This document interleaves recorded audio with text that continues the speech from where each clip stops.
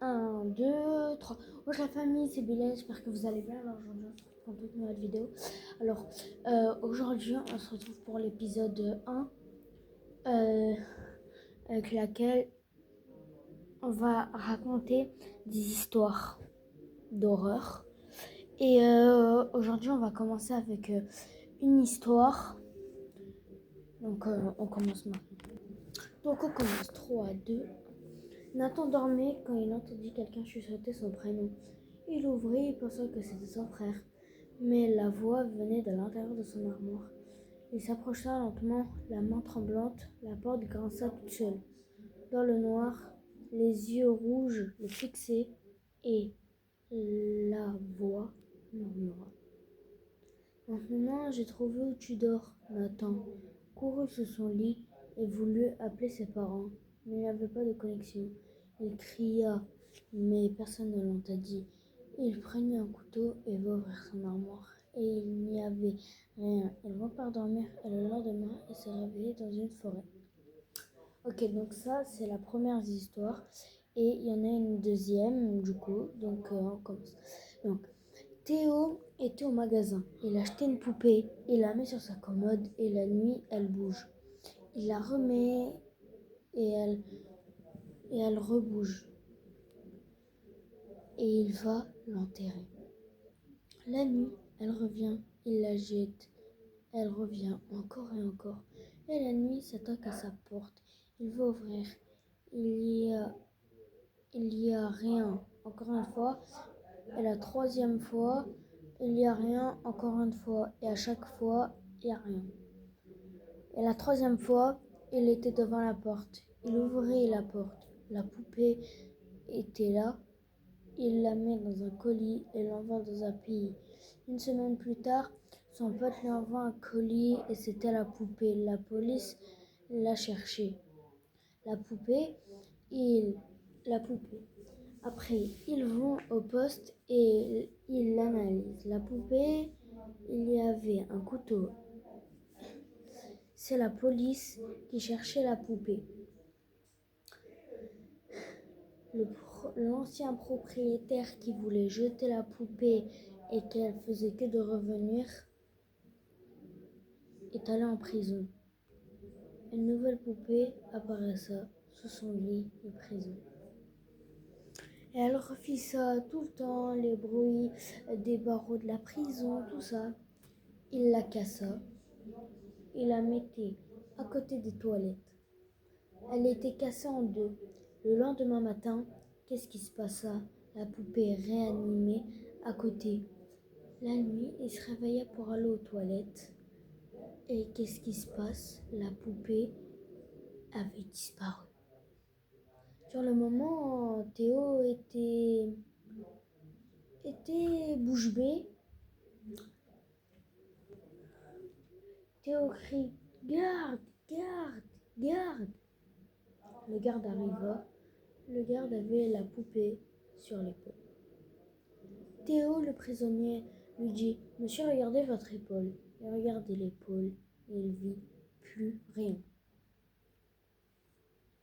Ok, donc ça, c'était la deuxième histoire. Donc là, il va y avoir la dernière. Ok, on continue. Donc c'était l'histoire de Barov. Il était en forêt avec son ami Nathan. Qu'est pas ça? Il se passe quoi? Il entend un bruit.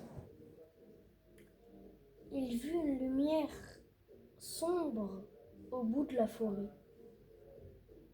Il y va et Nathan, son ami, resta au même endroit où ils étaient avant de partir, à l'endroit sombre.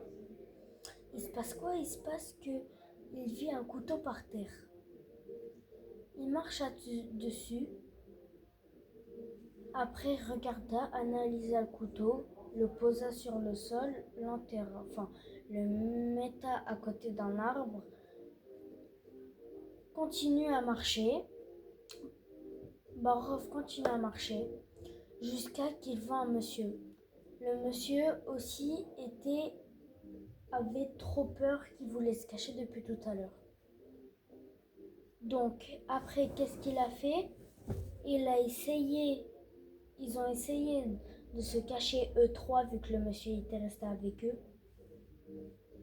Après, ils ont dit chacun se disperse à un endroit.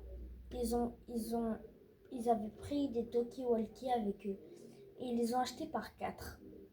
Du coup, ils en avaient 4, 2 chacun.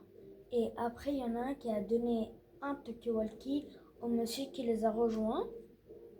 Comme ça, il y en a un qui va à gauche, un qui va à droite, un qui va à gauche et un qui va tout droit. Comme ça, après, s'il y en a qui trouve la sortie ou un endroit pour sortir, il dit à quelqu'un. Il dit à quelqu'un où se retrouver, quel endroit et tout ça. Ok. Après, il vit Barov qui trouva la sortie. Barov parla au talkie-walkie et après, il entendit des gens crier derrière lui, un peu plus loin que lui. Barov a eu peur. Barov s'est dépêché et a allumé le talkie-walkie qui s'était éteint tout seul et leur a dit que ses amis devaient venir. Il a dit « Et les gars, venez vite à cet endroit-là ». Ses amis sont venus avec la peur aussi pour lui. Ses amis ont eu beaucoup peur pour lui. Déjà, les deux amis se sont retrouvés déjà. Et après, il vit le monsieur Nathan et Barov, du coup, tous ensemble. Et après, il coura plus vite qu'il pouvait, sortant. Quand ils sortent, il y a un monsieur qui les arrête et qui leur dit qu'est-ce que vous faites ici il est 3h du matin. Il leur dit on est là, on voulait faire un tour dans la forêt, tout ça. Le monsieur leur dit venez avec moi dans la voiture, je peux vous ramener. Il les a ramenés chez eux. Et Barov et Nathan comptaient dormir chez Barov. Le monsieur qui était avec eux ne comptait pas normalement, ne devait pas rester avec eux. Mais le monsieur ne savait pas où aller, vu qu'il ne savait pas où ils étaient. Et il était tout seul. Et après, ils sont rentrés et le monsieur, le lendemain, était par terre et ne respirait plus. Pour ça, Barov et Nathan ont pris leurs affaires, ont pris leur famille et ont déménagé dans le sud de la France. Dans le sud de la France, un jour, donc 3 ou 5 mois après, ils ont recroisé le monsieur qu'ils avaient croisé dans la forêt, qui était normal, qui allait bien, qui semblait être bien. Après, ils sont devenus amis et puis voilà. Après, il s'est passé quoi? Il s'est passé qu'ils ont voulu faire la même bêtise et retourner en forêt. Et il y avait un monsieur avec une arme à feu. Il a tiré sur les 3 hommes et les 2 sont tombés net, comme ça. Ils sont tombés, sont morts. Plus aucun signe de vie de eux. Voilà. Donc voilà, c'était la fin de la vidéo. J'espère qu'elle vous aura plu parce que c'est la première. Bon, peut-être pas la première vidéo, enfin, première short, première vidéo, oui. Mais en tout cas, pas la... Bah non, ouais, parce que j'ai déjà fait des shorts. Et puis voilà, c'est ça. C'est la fin de cette vidéo. Et puis, bah voilà, c'est comme ça, c'est bien.